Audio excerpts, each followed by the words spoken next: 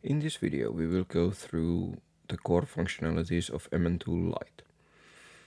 To connect our card to the PC we will be using EM328 dongle. First we need to read the card parameters to the software.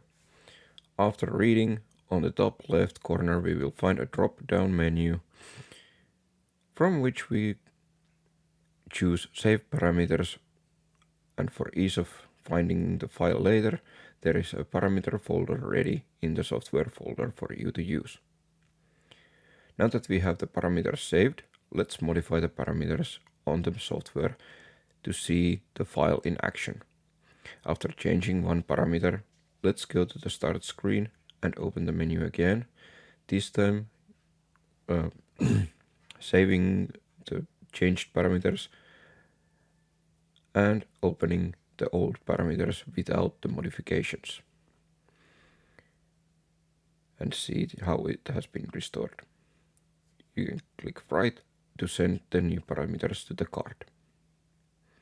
In case of updating or switching to different software version, go to Program tab, select Program, choose the version file you want to use, click Open, then do the same with Select Parameters.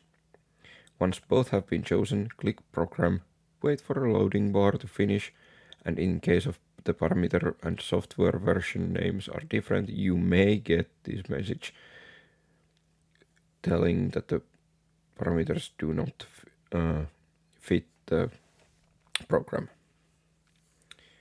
Just click Yes if you're confident the files are correct, and programming will finish without problems. Also, the menu, drop-down menu, is different for each tab in the program, so remember to be in the Parameters or Monitor tab to save the parameters or opening them from a file.